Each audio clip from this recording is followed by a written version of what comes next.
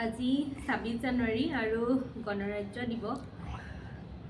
চনটো মা আৰু মামা জীয়াই থাকোঁতে সুধিবলৈ পাহৰিলোঁ, কিন্তু কোনোবা চন এটাৰ 26 জানুৱাৰীতে আমাৰ ককা অৰ্থাৎ বেজান আলী খান শইকীয়াৰ মৃত্যু হৈছিল। এই কিতাপখনৰ পৰা মোৰ মায়ে লিখা এটা লেখনি আগতেও মই পঢ়িছিলোঁ।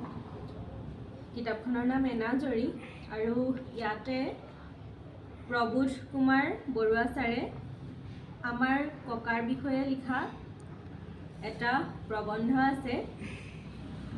তাৰ নামটো দিছিল এটি পবিত্ৰ আত্মাৰ সোঁৱৰণ। ৰাইজৰ সম্পত্তি ৰাইজে দখল কৰিছে, তোমালোকৰনো ইমান উৎপাত কৰাৰ দৰকাৰ কিহে? উদাত্ত কণ্ঠেৰে এজন প্ৰৌঢ় ব্যক্তিয়ে এটা বেদখলৰ নেতৃত্ব দিলে। চৰকাৰী সম্পত্তিৰ ৰখীয়াৰ নিচিনাকৈ থকা কাকজান চৰকাৰী মাইনৰ স্কুলৰ এজন জ্যেষ্ঠ শিক্ষকে প্ৰতিবাদ কৰিলে। মুষ্টিমেয় কেইজনমান মানুহ ৰাইজ হ'ব পাৰে নেকি?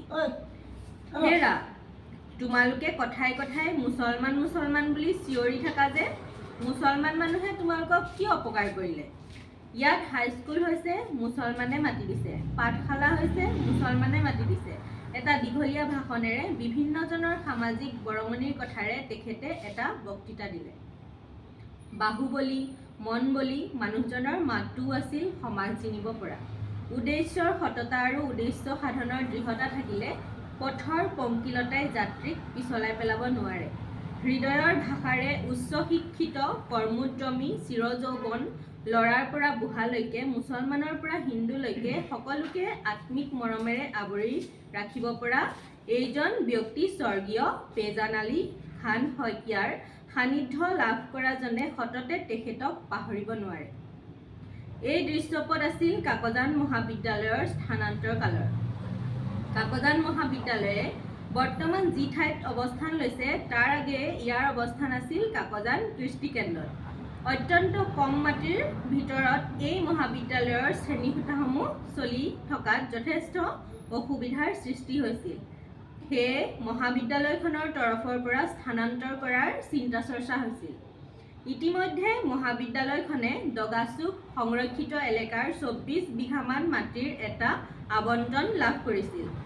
মহাবিদ্যালয়খনৰ প্ৰতিষ্ঠা কালৰে পৰা লাগি থকা শিক্ষাবিদ আৰু সমাজ কৰ্মীসকলে চৰকাৰী আবণ্টন পোৱা মাটিটুকুৰালৈ মহাবিদ্যালয়খন স্থানান্তৰ কৰাৰ পোষকতা কৰিছিল। মহাবিদ্যালয় এখন বহুৱাব পৰাকৈ মাটিটুকুৰা উপযুক্ত কৰি লোৱা, চাৰিবেৰা ঠিক কৰা আদি কামবোৰ যথেষ্ট ব্যয়বহুল হোৱাৰ বাবে এই স্থানান্তৰকৰণ প্ৰক্ৰিয়া বিলম্বিত হৈ গৈ আছিল। আৰু বহুত দীঘলীয়াকৈ লিখা আছে, মই বেছি দীঘলীয়াকৈ নাথাকোঁ, পাছত বাৰু দীঘলীয়াকৈ এটা ভিডিঅ' বনাম, কিন্তু মই একেবাৰে শেষৰ দৰকাৰী যিকেইটা লাইন আছে সেইকেইটা পঢ়িব বিচাৰিছোঁ। বেছি দীঘলীয়া হৈ গ'লে ভিডিঅ'টো চাবলৈ অকণমান অসুবিধা হয়। সেই মাটিটুকুৰা আছিল কাকজান চৰকাৰী ME স্কুলৰ। গতিকে প্ৰধান শিক্ষক প্ৰমুখ্যে শিক্ষক কৰ্মচাৰীসকলে প্ৰতিবাদ প্ৰতিৰোধ যত্ন কৰিলে। এই স্থানান্তৰ প্ৰক্ৰিয়া সম্পাদনাৰ নেতৃত্ব বহনকাৰী স্বৰ্গীয় বেজান আলী খান শইকীয়া মহোদয়ে প্ৰবল প্ৰত্যাহ্বানৰ সন্মুখীন হ'ল। অস্থায়ীভাৱে মহাবিদ্যালয়খন ইয়াতে হোৱাটো ইচ্ছা অনিচ্ছাৰে সকলোৱে মানি ল'লে। সেইদিনা আবেলি সময়ত তেখেতক লগ পালোঁ। চেৱনীআলিৰ কাষৰ পথাৰ এডৰাত এখন প্ৰকাণ্ড কোৰ লৈ কিবা কাম কৰি আছিল। মই তেওঁক বৰপাই বুলি মাতোঁ। আমাৰ দেউতাতকৈ তেওঁ ডাঙৰ আছিল।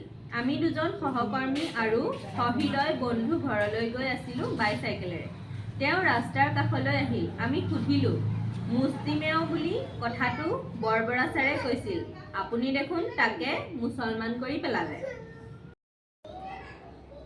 তেওঁ উত্তৰ দিছিল পোনপটীয়াকৈ, মুষ্টিমেয় দত্তক বা এমুঠিমানেই হওক, ৰাইজৰ দৰকাৰী কাম তেনেকৈয়ে হয়। মুছলমানটো লৈ হুলস্থুল নকৰা হ'লে কাজিয়াটো সোনকালে কেনেকৈ শেষ কৰিবা? কিবা কিবি দুটা এটা কথা পাতি আমি গৃহাভিমুখী হ'লোঁ। সামাজিক প্ৰয়োজনত আপেক্ষিক সত্যৰ প্ৰয়োগ, প্ৰত্যুৎপন্নমতিতা আৰু নেতৃত্বৰ দক্ষতা সঁচাই আছিল প্ৰশংসনীয়। সেইজন স্বৰ্গীয় পেজান আলী খান শইকীয়াদেৱলৈ আমাৰ সততে মনত পৰে। এখন বহল বুকু, প্ৰকাণ্ড হাত ভৰি, প্ৰকাণ্ড এখন কোৰ লৈ সততে পথাৰত কাম কৰি থকা স্বৰ্গীয় পেজান আলী খান শইকীয়া।